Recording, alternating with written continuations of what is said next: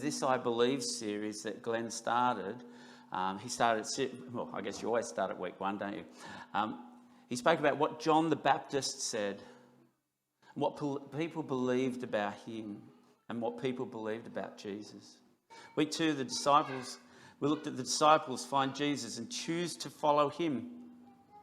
They were looking for a Messiah, and they found someone to follow.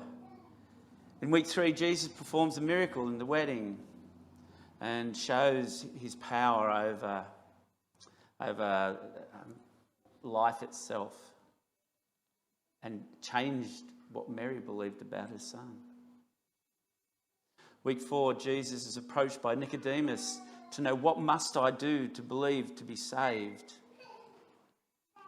Each of those weeks looked at something that we could say we know very well.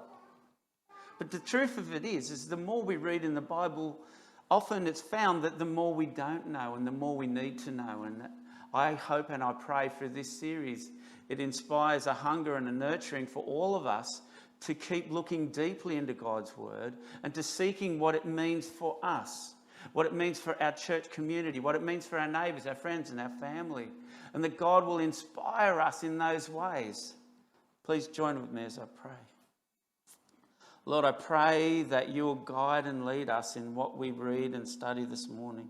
I pray, dear Lord, that you will help us to see what it is you have for us to learn today. The things that we can invest in our lives, the things that we are challenged on how we have invested in our lives, and the things that we need to hold firm and true.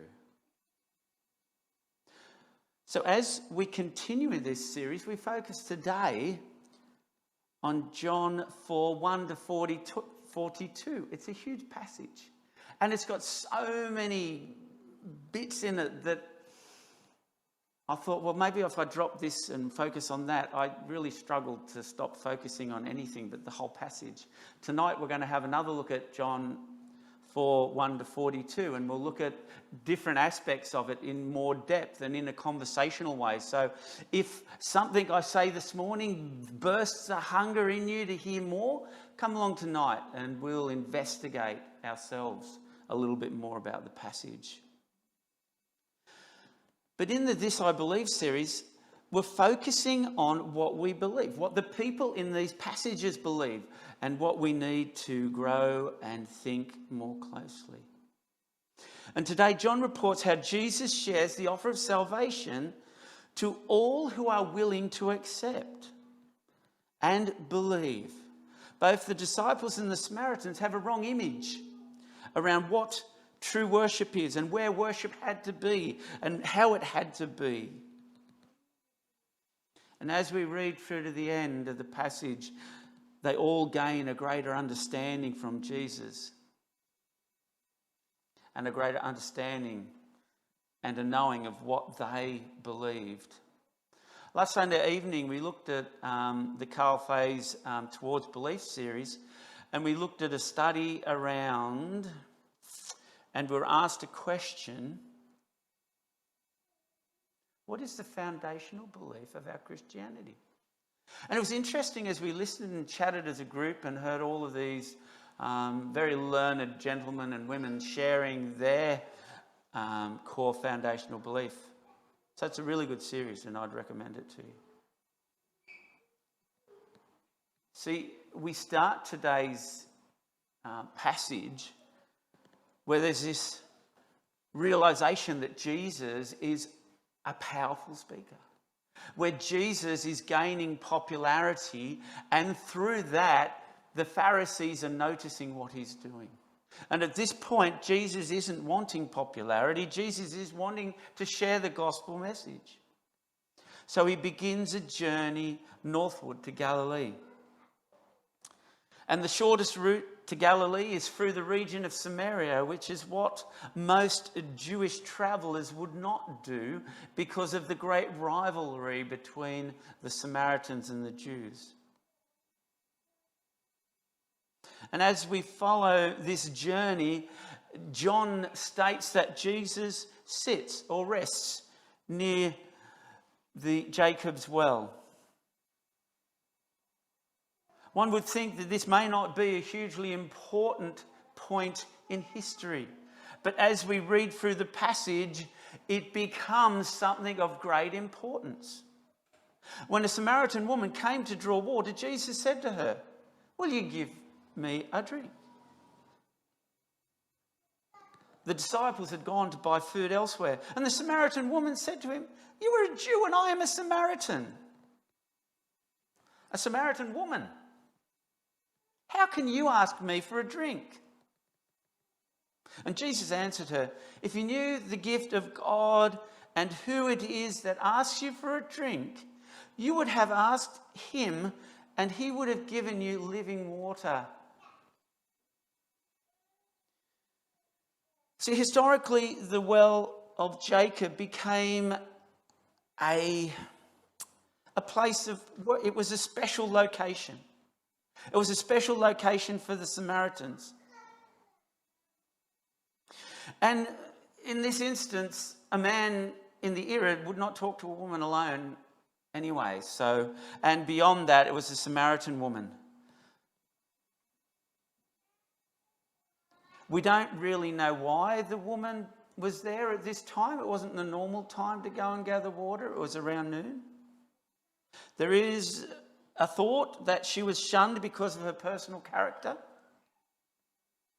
But in this instance, Jesus looks beyond and sees someone in need.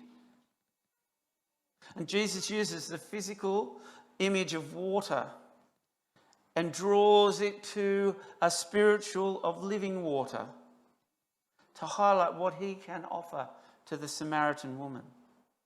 And as they continue the conversation, Jesus is gaining her trust and showing his willingness to talk, to give her the time of day, which was not common.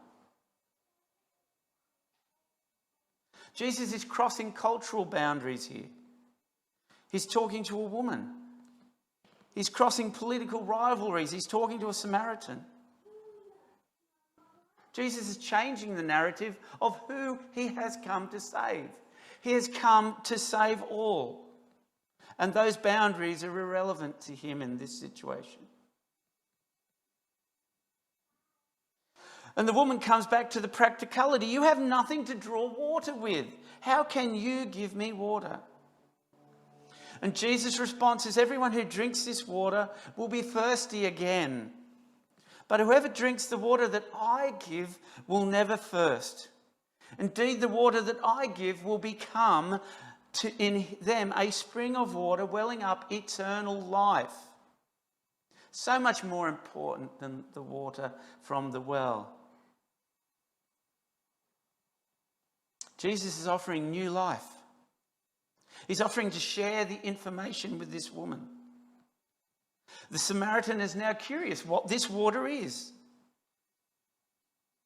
And Jesus changes the conversation to the woman's life. We don't really know why these things have occurred to the woman. There's a whole raft of issues that may or may not have occurred. Some go straight away to her character. Others go to the fact that it was just a poor tragic story that she lost 4 husbands and the one she was with now wasn't even her husband. We don't really find out. And in the overall picture of this message, it becomes irrelevant. The most important part is Jesus had a heart for everyone. Jesus wanted to offer salvation to everyone that was willing to hear, listen, learn, grow, and become a follower, become a Christian, to follow Jesus.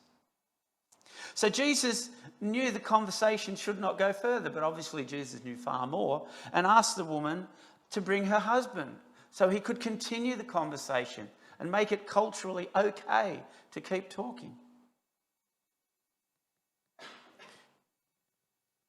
And in verse 19, "Sir," the woman said, Jesus highlights that she'd had 5 husbands and wasn't even with the current one, was married.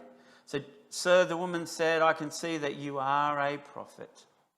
And as this occurs, the Samaritan woman changes the topic, changes the conversation to an age-old argument between the Samaritans and the Jews. Our ancestors worshipped on this mountain, but you Jews claim that the place where we must worship is in Jerusalem. See, the woman realised that Jesus knew more than she wanted him to really know and understand, and didn't want Jesus to probe any further into that. So she brought out another argument, another discussion, something that may change it from the topic she was uncomfortable about.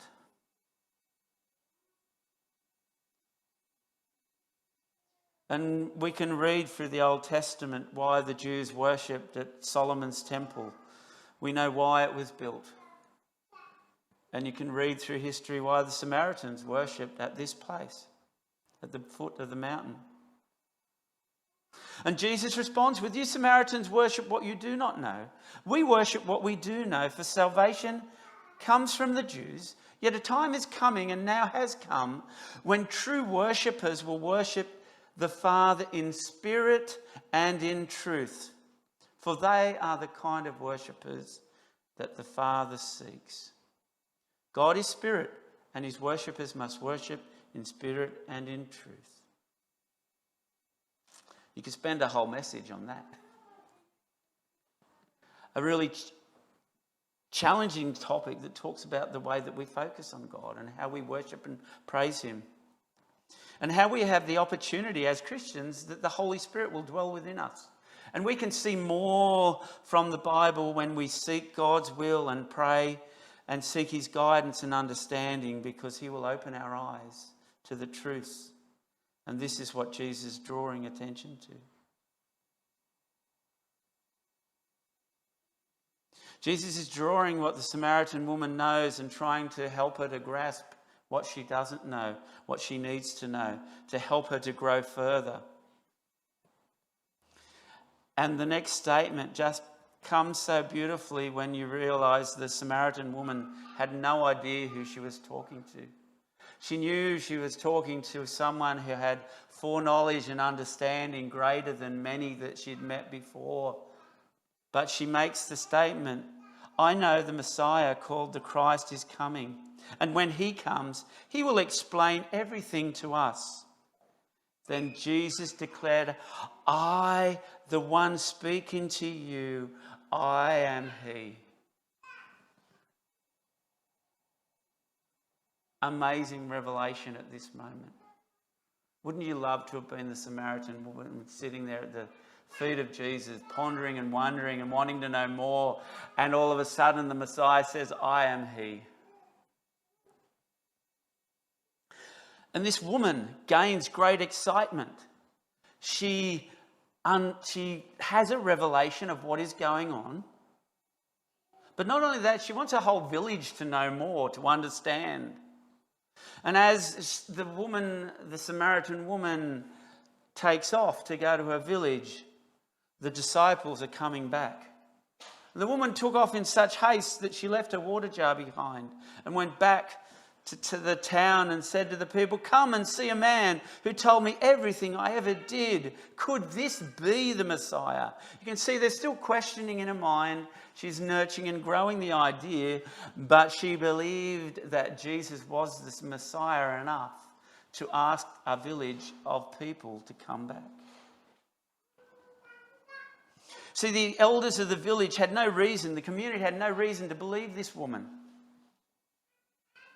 But evidently, the passion and excitement in her faith, in her statements about who Jesus was to a level that people wanted to come and find out more. You know, I often wonder and think, do we have that same passion when we're sharing who Jesus is and what Jesus means to our lives? Would the passion and excitement that we share to others about life as a Christian encourage others to want and come and find out more? That was the real challenge to me as I read this part of the passage. It said, Warren, what are you doing that would make others want to follow Jesus? That put me back on my feet, and it made me think. And I think we all should stop and think about what we do and how we are encouraging others and what our lifestyle and what our attitudes and who we are and how we share our faith, what that would say to somebody else, someone else who didn't know or understand. And in the next conversation, as it continues with the disciples are worried about Jesus eating. They're worried about Jesus' physical health. But Jesus goes into a whole conversation about these evangelistic opportunities that are about to occur. The opportunity to share who he is and salvation with this Samaritan village that Jesus knows is about to come back and want to know more. And Jesus goes into a whole bunch of illustrations about sowing and reaping and the harvest. I would encourage you to read the whole of John 4. The bit that Josh didn't put in is the bit that I'm speaking to now, and it is also a wealth of information. And Jesus was pointing out that the spiritual harvest is ripe, and it needs to be reaped before it spoils. And it's a beautiful illustration that as Christians, we all have a part to play. We all have a part to play in people's faith journey. And I know many, if not all of us, have been parts in other people's faith journeys as well. Some of us have been Sunday school teachers, scripture teachers. Many of us have spoken sermons. Many of us have shared our faith with others. Many have had coffee with work colleagues over many years and shared situations in our lives. And you know, many will continue to teach the gospel message to those that we may have seeded thoughts in.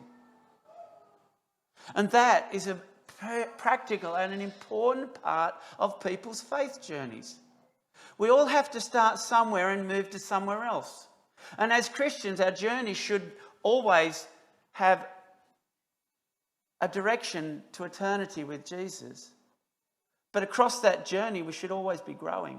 We should always be reaching out. We should always be striving to learn and grow more, but also to reach out to others to share, that they may know more, that they may grow in faith about Jesus. And I'm not sure about which part of that journey that you're investing in other people's lives, but it is crucially important that we all do so and make sure that that is a positive influence.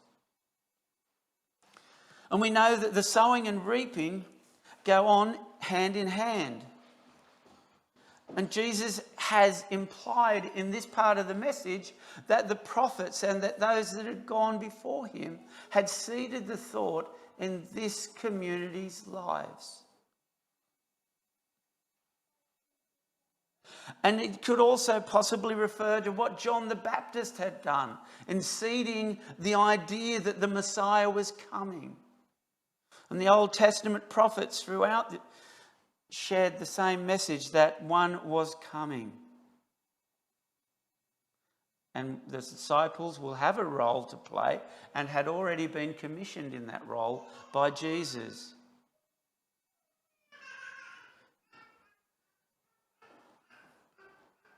So verse 39 to 42 I will read. And if this doesn't excite you, then I'm not sure what will.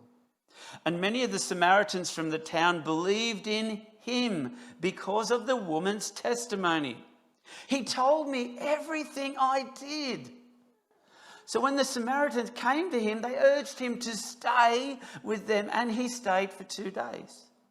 And because of his words, many more became believers. Does that excite you? It really should. People becoming Christians should be the most exciting thing for a Christian to have happen before them.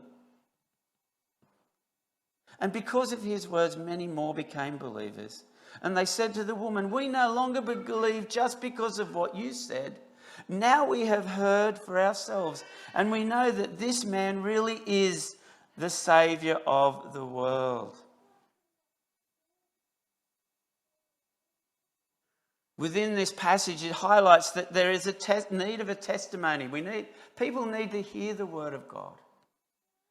People need to have the word of God shared with them, that they may hear, that they may know. And then there becomes the opportunity of a personal contact through Jesus. In the era the Bible, this passage was written, that was an opportunity that could occur.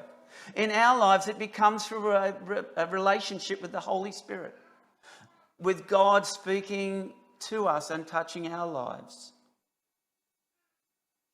And if we were looking towards what an evangelistic crusade that was successful is, this is one of those moments, isn't it? And as I pondered the complexities of this passage, my first thought was, we don't have issues surrounding where and how we worship. We wouldn't challenge another community about how they do their worship services. I was sitting in a wedding yesterday. It was a fairly high Anglican church. And I sat there as part of their communion and watching some of the ornate items, seeing the procedural activities during that service. And my head was wondering, what's this all for and what's this all about? And as I pondered what I was about to preach this morning, I thought, what is this all about? And I realised that's important for them. That was truly important for those that had grown up in the Anglican faith and saw those each and every step of that service as important for them. I had no right to question that. And some of the times as we come here, we often think, this is important to me, but is it important to the person sitting next to us? Is it important for us to become closer to Jesus? Is it important for us to be a follower of Jesus and to be able to come to church and be able to worship God in spirit and in truth? And that's the challenge I want to give to myself. To see how others need to worship, to see what things and elements within a worship service are essential, and to contemplate what Jesus wants me to do, what Jesus wants us to do as a church community. How do we worship in spirit and truth, and to faithfully do so? Sometimes we feel as if a service didn't have one of those elements, we weren't at church, and I couldn't hear from God. That's a real challenge. Because sometimes those elements won't work. This morning, the worship songs nearly weren't going to be played. But we still would have been here at church to pray to the Lord, to hear his word spoken, to hear the Bible readings, to hear prayers. Prayers are important. And the fact that we come and meet to fellowship in whatever ways are appropriate at the moment, and I know there's many challenges around how we meet and communicate with each other at the moment. But the important thing is we come. Sorry, I must have spoken too long on that point. My laptop went to sleep.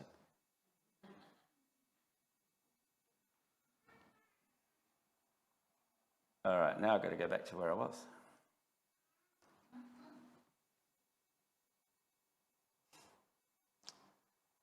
So the Samaritans and the Jews were arguing over a location where worship had to occur.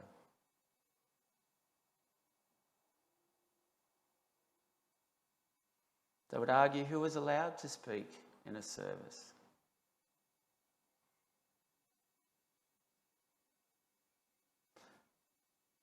Sometimes I wonder about what in my own head goes on about what I see as a worship service and what is important. And it is a challenge. Jesus was encouraging the Samaritan woman that location and space was not important. What was important, what was the most important thing, was that she believed that Jesus was the Son of God, that he is the Messiah. And for us, that transposes into the fact that we believe Jesus is the Son of God, lived on this earth for us to see an example, who died on the cross to bear upon himself the sins of the world, our sins, and to rise again and share with us the offer of eternal salvation. And as last Sunday night we looked at what is the core foundation of our belief, that is something that everybody stated.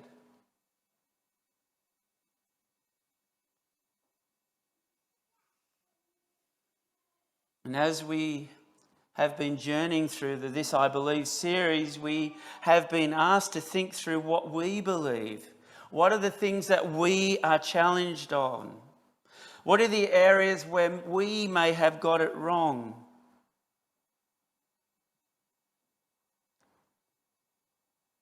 And you know, Jenny's message last week focused on John 3:16. For God so loved the world that he gave his only Son, that whoever believes in him should not perish but have eternal or everlasting life.